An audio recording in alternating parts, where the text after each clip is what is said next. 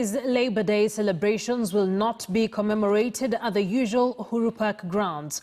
Instead, only a handful of leaders from the giant Central Organization of Trade Union KOTU, the Federation of Kenya Employers and the Ministry of Labour officials will be at Solidarity Building to address workers. Duncan Haimba paints a picture of what this usual or unusual Labor Day will be.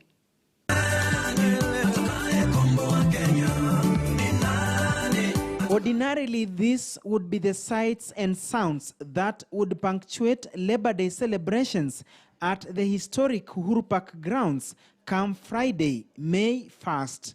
With the prevailing extraordinary moments, the workers' representatives and employers will be leading a rather low-key event from KOTU headquarters, Solidarity Building in Gikomba. We will assemble there at 10. We will be very few people, keeping distances less than about 5 people, and we will pass our message from Solidarity Building at 11 a.m. tomorrow. We have a wonderful message.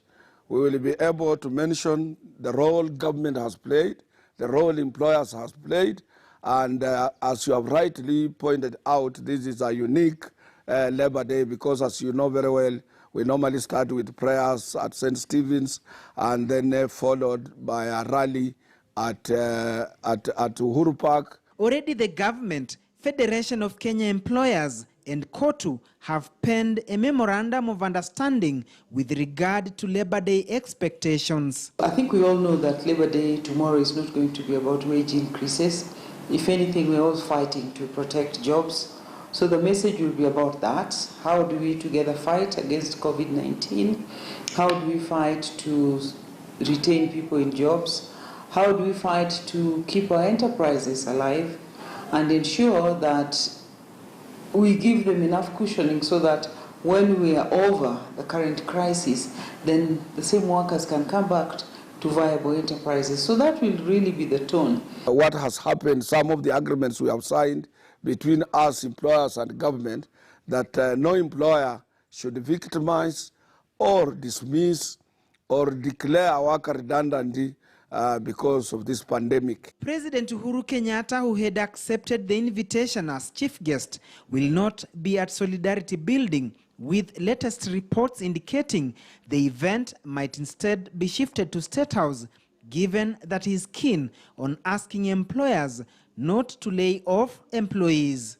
We plan to sign an agreement as labour sector leaders, the top leadership of KOTU, of FKE and the ministry, signing what we're calling a memorandum of understanding to help the labour sector cope with these exact issues of jobs protection, of enterprises, and realizing the need for social dialogue. So we've done that, and that is a message that we'll be sharing with everybody.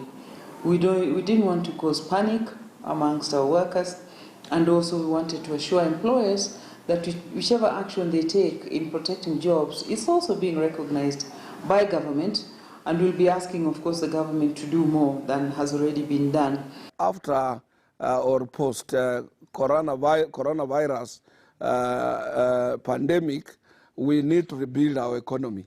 And who will do that job? These are workers, together with our employers. So the government should recognize the role workers and employers are playing in this country. Friday's celebration will have a new cabinet secretary in charge, Simon Chelugui, after his predecessor, Ukuru Yatan, was moved to Treasury. Duncan Haimba,